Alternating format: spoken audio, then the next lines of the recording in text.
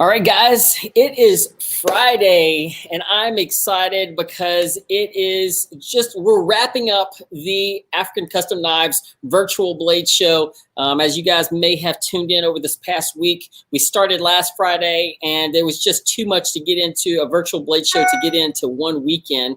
And so we kind of extended it out through the week, scheduled a few makers. We had some packages come in this week that we didn't have last weekend. And so this is one of those deals where I got a package right here. I got a package and after the weekend, but it was from a guy that we're really excited about talking to because we've never done an interview with him.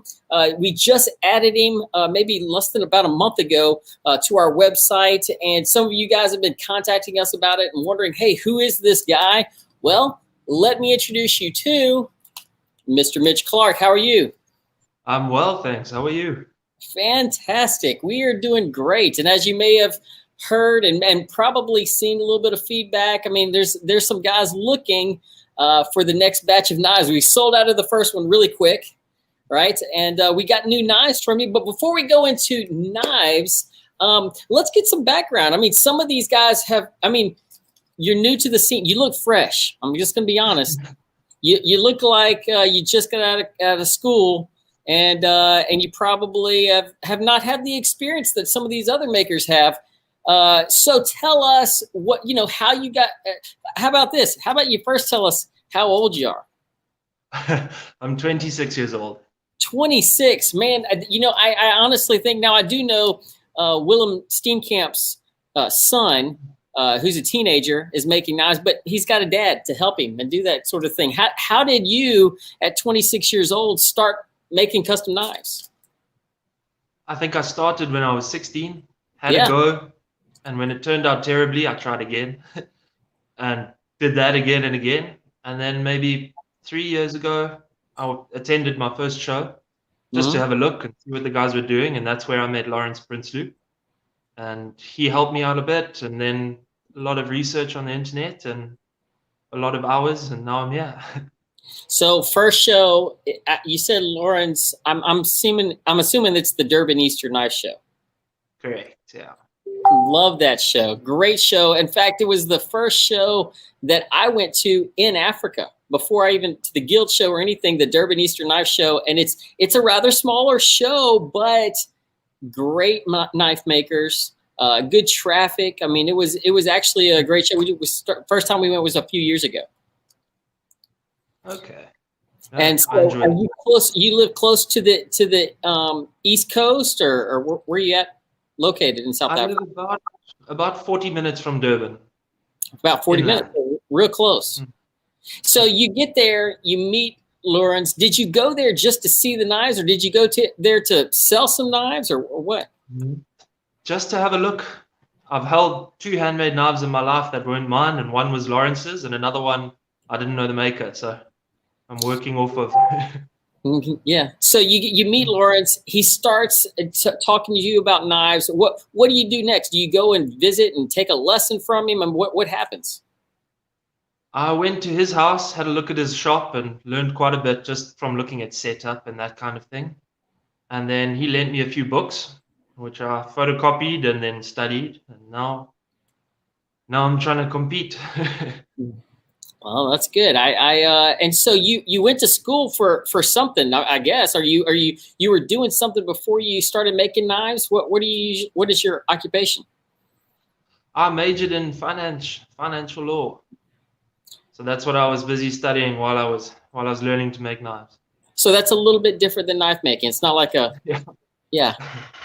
So financial law. Difference is great. Well, and it gives you something to work out in the shop. It looks like you got a nice shop back there, and you're able to work with your hands and do something different. So I did notice this. I noticed that like your Instagram and some of your social media stuff, you just started posting that you had some knives available, but it seems like you've been making knives for almost 10 years. I'd say probably 6 or 7 years I've been making knives, but I was only really going to start advertising once I was happy to sell them. And I think the end goal was always to make the folders. So now that I'm there and I'm happy with them, it was time. It was time. Well, I know that we got 3 folders in a few. What about a month ago or so? And and they were top quality. Now you're not a guild member yet. I say yet. Are you planning on joining the guild, or is that something that's in the cards for you? I think I'd definitely like to have a go. It's more a matter of putting the hours in and making the knives to ship off. For sure. Yep, absolutely. And I know that's something that most knife makers kind of aspire to do. Have your peers approve of what you do. I know that it's one thing to have maybe customers and guys that are say, man, this is a fantastic knife, but to have other knife makers say, man, these are fantastic knives is kind of a different thing. Definitely will be happening. So when you think about what you do with knives, or how you make knives, who do you usually? I know Lorenz is a big influence, but who do you aspire to making knives? It don't have to be a South African guy, but just whose knives do you look at and say that's the goal? That I'd love to make a knife like that guy. Oh,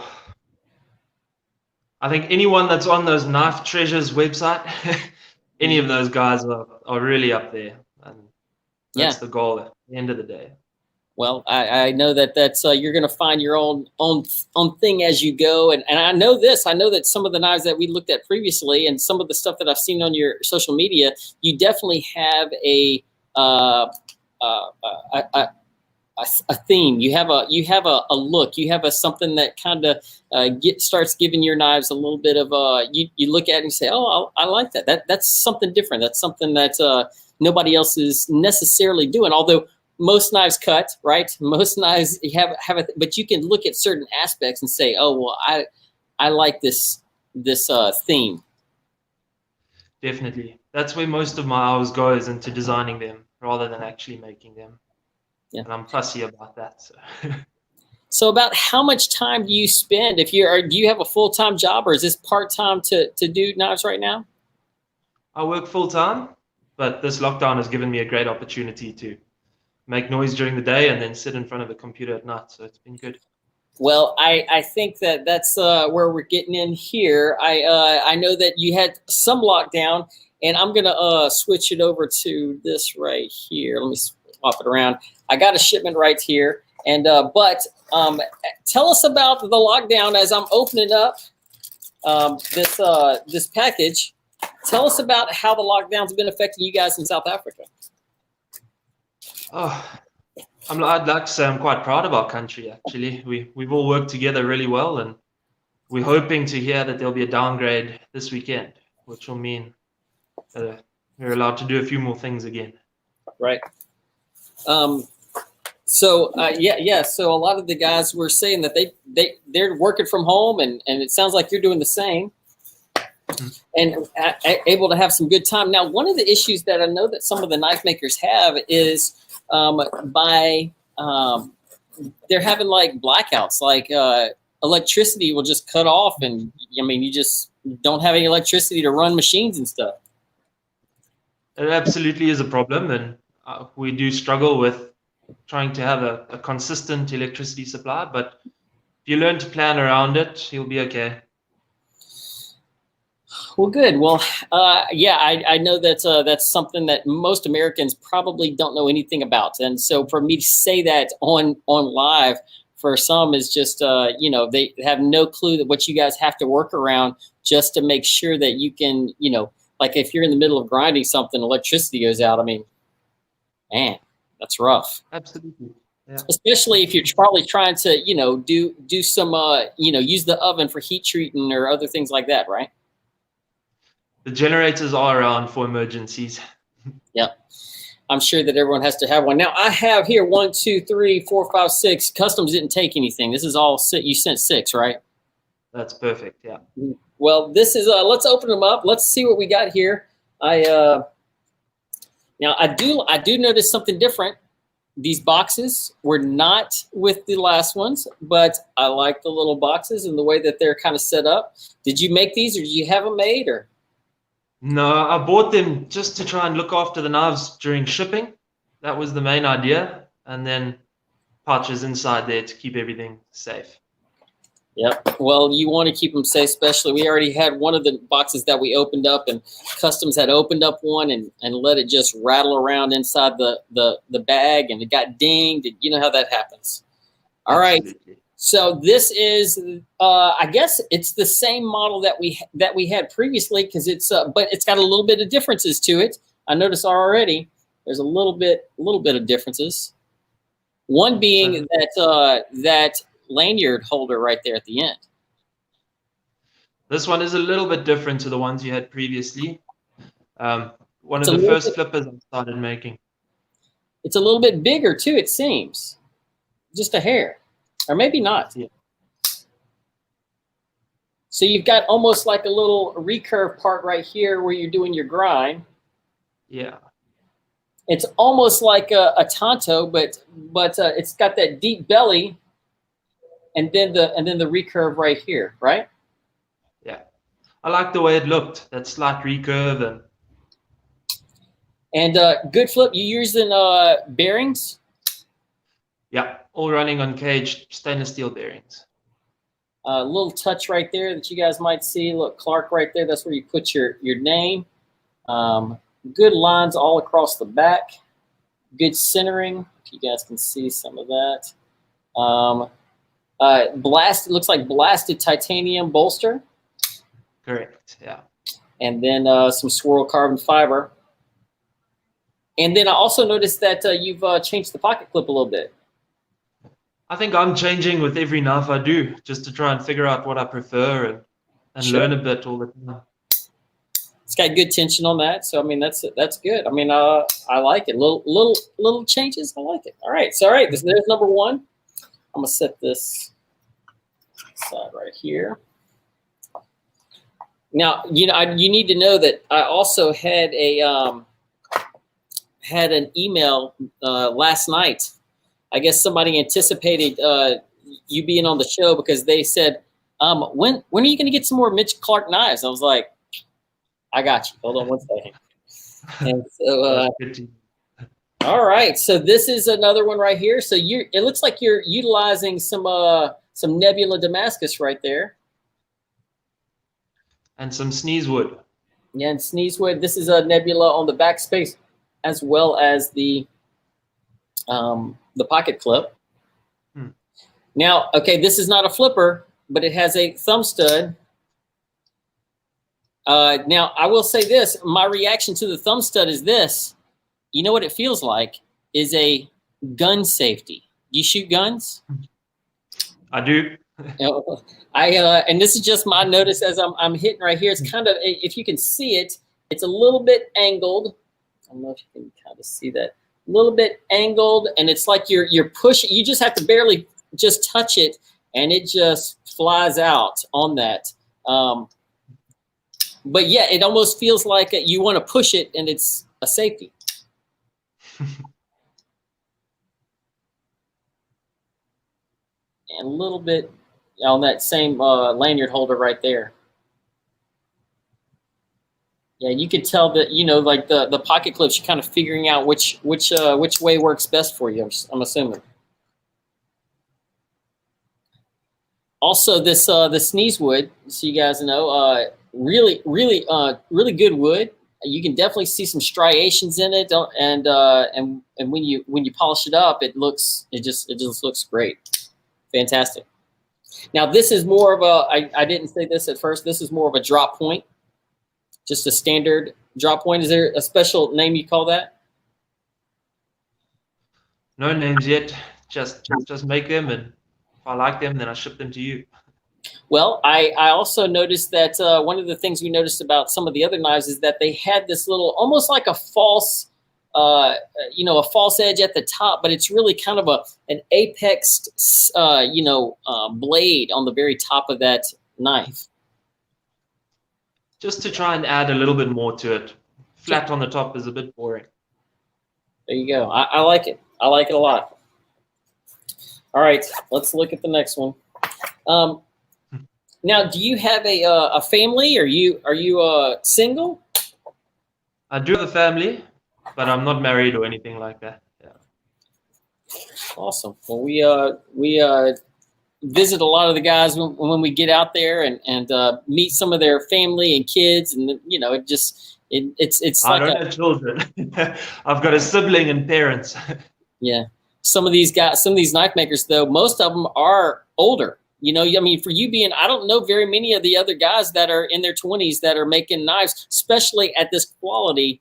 I don't know anybody, not one single guy. And so, yeah. So there you go. This is real similar to the first one, right? Yeah. And then and that same blade shape, that recurved Tonto looking thing. Now, I'm assuming that as you go, you didn't get to this level just I mean, how many knives do you think you made just to get to this point? I mean, you're 10 years in, but like how many knives you think? Because this is the first ones we're seeing, and you're the first ones you're saying you're selling. So, I mean, how many knives you think you made till you got to this point? Those are up there. Those are all the folders I made that before I was happy to sell them up in the cabinet. Oh, probably, there you go. Probably 30 or so. Yeah. That's a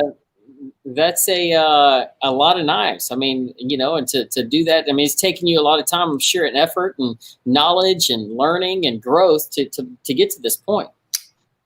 Yeah, I've put the hours in. Now this one's very similar to the second one we opened with the gun safety flip right there. I mean, it really is not. I mean, you really don't need a flipper tab on the back if you've got this right here. I mean, it flips out as fast as the other one. Absolutely. I did increase the detent on those, like you suggested the last time. Right. And I think it was worth it. Yeah. Yeah, I mean that detent really, when you increase it just a little bit, especially on the thumb stud ones, I mean it just kind of gives it a little bit. Once you hit it though, it's coming out, it's flying out, and a little bit of variation on the pocket clip right there as well. All right, now one of the things you guys need to know is that I asked what he was excited about. I asked Mitch what he was excited about. He said the two light colored ones. The two light colored boxes, right? So we've got two kind of special looking boxes right here, little extra right here. So let's see what we got. Tell us what I'm looking at as I open it up. I'm gonna see if I can get it. Woo! Now this is a big boy right here. Those were some of the first full hidden hardware knives that I was happy with. So this is a sheep's foot. Hidden hardware. You can't see anything really. I mean, if you look inside, you can definitely see where you tightened it down. There should be a little tool in the black pouch included, tucked in the liner. There we go. Got a tool right here. And that's for someone if they decide to take it apart, although I don't recommend taking your knives apart. No. But if you do, at least you got a tool. At least you provide. Anyway, some makers, you know, just say, you know, if you need something, you just send it back. It's really kind of tough though if you live in Africa, and you just tell somebody to just pop it right over. It's not always that easy. Now, one of the things I noticed is that this one is a little bit beefier. Do you have to do that whenever you're building a hidden hardware knife? It does make your life easier because all of the screws are countersunk on the inside. So that little bit of extra thickness makes it possible. And you also have these ridges on the bolster, a little not just straight across. I anodized the titanium in the gap as well between the bolster and the handle material. You got to look a bit carefully, but it looks nice. It looks great. Yeah, you can see it's kind of, you probably can't see it on the camera, but it's blued right through there. Awesome. I mean, I have to say, I like it. It's very nice in hand. I saw some pictures that you posted on Instagram, I think, and yes, it flips great, and it looks awesome. I think that's going to be an excellent piece for someone. All right, so let's see this next one. Last one. This is another hidden hardware one. Correct. Yeah. Not as flashy. Not as flashy, but still sexy. Can I say that? Oh yeah, same blade shape, right? Now, and you can't really see it, but it looks like is it two separate, or did you change the direction of the carbon fiber? The one is plain, the large part of the handle is plain, and then the bolster is twill carbon fiber. Twill. I can see that. I can see the difference close up. I'm not sure if it's coming across. You can kind of see the difference right there. Yeah. It's got a little line through it. And definitely the hidden hardware makes it unique and different. I don't think very many guys are doing that, but by taking that and doing something different, you kind of separate yourself from those guys that are doing that. Well, Mitch, these look great. The tab lock instead of a standard liner lock. Mm-hmm. The insert. Oh yes. Which is just a little bit tidier than having the whole liner. Yes, it looks great. It's a lot of extra work to do that instead of just having the liner lock as well. It is, yeah. But just perfectly aligned, good looking. Man, Mitch, I think you hit it out of the park on these. I mean, I think it's awesome. I think I'm looking forward to seeing what you do in the future. Let me like this. I'm looking forward to, because I think that if you're making knives like this at 26, man, I'm looking forward to seeing some good stuff. What excites you right now, kind of moving into the future? What are you looking at doing that might be awesome? I'll show you. Yeah. This is the next hidden hardware one that's coming along. Oh, can't get it. There you go. I managed to find some Gabon ebony, mm-hmm. and it's my first piece of zirconium that I'm playing with. So that's exciting. Oh. Yeah. Well, I think that it's progressing quite nicely. How would somebody, if they wanted to get something, or do you custom make anything right now? Or if somebody wanted something custom made, can they contact you? Or are you just saying, look, I'm just making knives right now, and I just want to get to a point where I feel good about whatever. What's your take on that?